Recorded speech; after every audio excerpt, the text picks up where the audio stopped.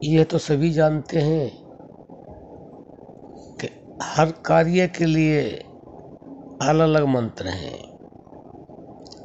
धन प्राप्ति के लिए अलग मंत्र है, पुत्र प्राप्ति के लिए अलग मंत्र है, भगवत प्राप्ति के लिए अलग मंत्र है।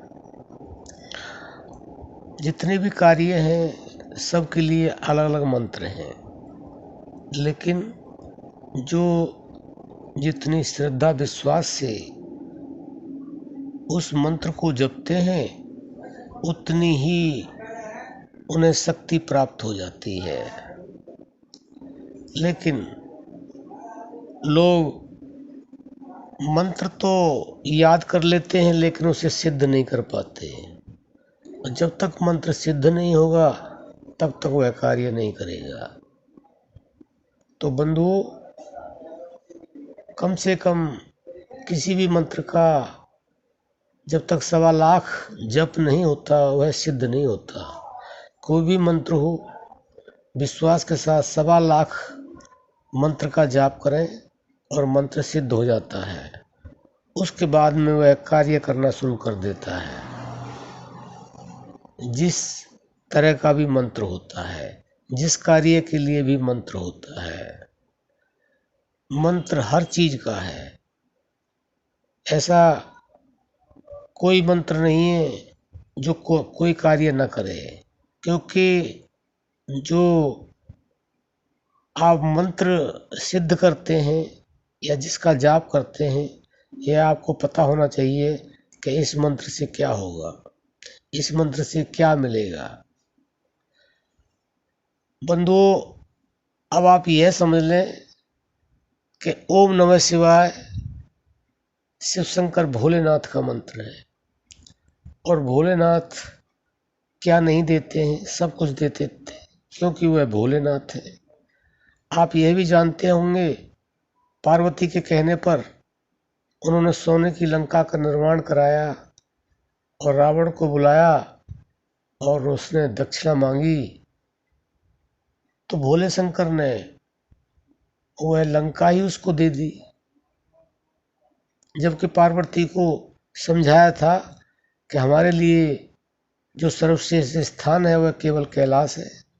जिद करके पार्वती जी ने वो महल बनवाया था। तो कहने का भावार्थ यह है कि जो इस तरह की चीज़ों को जो अपने लिए हों, अपनी स्वामिनी के लिए हों, वह एक क्षण की देर नहीं लगाते हैं, तो वह क्या नहीं दे सकते हैं। लेकिन आप आज का जो टॉपिक है वह यह है कि ओम नमः शिवाय निरंतर जपने से कौन सी सिद्धि प्राप्त होती है। बंधुओं, वैसे तो ये कहा जाता है कि सारी सिद्धियां प्राप्त हो जाती हैं, लेकिन हम आपको एक उदाहरण के द्वारा एक प्रैक्टिकल बताते हैं। हमारे एक साधक हैं, भगवान के भक्त हैं, भजन करते हैं और मस्त रहते हैं। वह किसी के कहने पर ओम नमः शिवाय का जाप निरंतर करते थे, लगातार। कोई कार्य कर रहे हैं, कहीं जा रहे हैं, आ रहे हैं, उठे बैठे खाते, हर समय वह मन से ओम नमः शिवाय का जाप किया करते थे। और हम आपको यही बता दें, वो अभी जीवित हैं।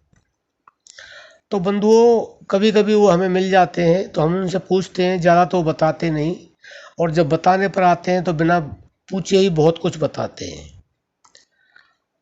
तो वह जब ओम नमः शिवाय का जाप करते करते उनको 2, 4, 6 महीने, साल हो गया, तो उन्होंने कभी कुछ मांगा नहीं। और एक बार वह गंगा स्नान चले गए अपने बच्चों के साथ।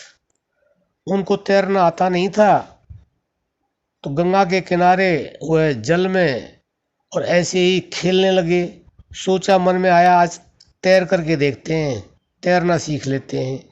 अब गंगा के जल में तैरना तो इससे बड़ी कोई बेवकूफ़ी होगी नहीं।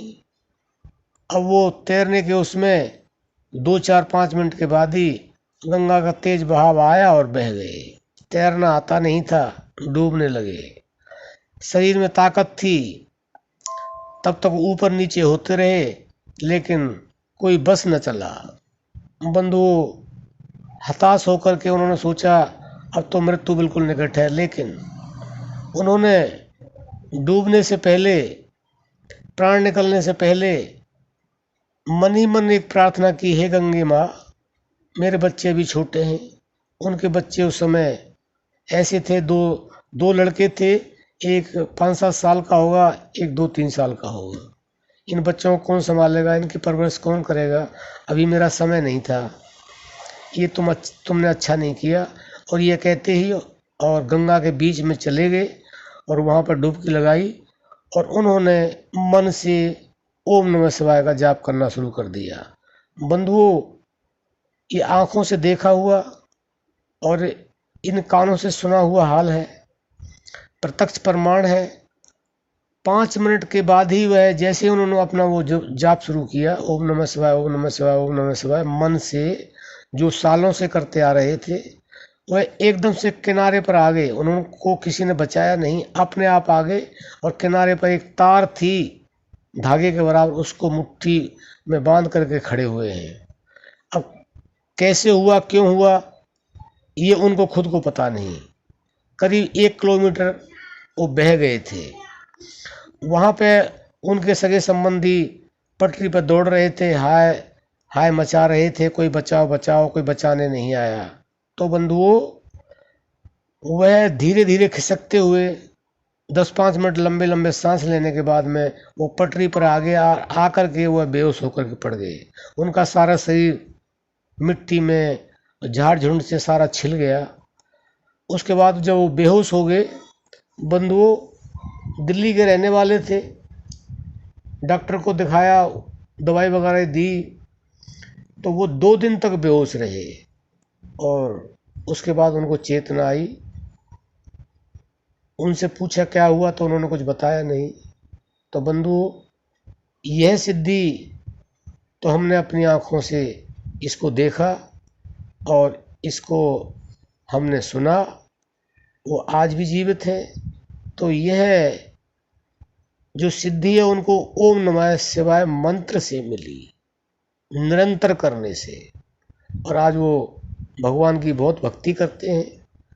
कभी मिलते हैं तो हम उनसे पूछते हैं, तो कभी कभी बता भी देते हैं।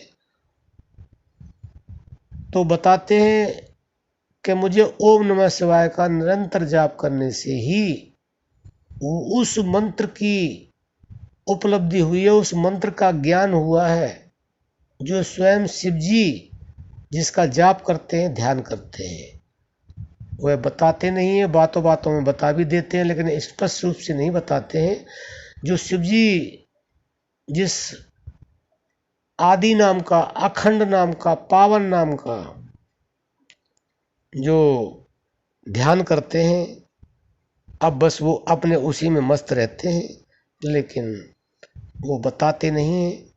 ये इतना ही बताते हैं, मुझे जो प्राप्ति हुई है ओम नमः शिवाय मंत्र से ही हुई है।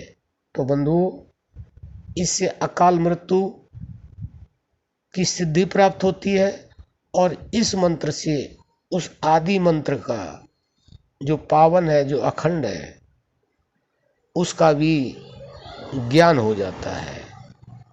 तो आशा करते हैं अगर आपका भरोसा हो और आप इसे करना चाहें तो अपने जीवन में उतारें और उसके बाद में उस आदि नाम को, उस अखंड नाम को प्राप्त करें।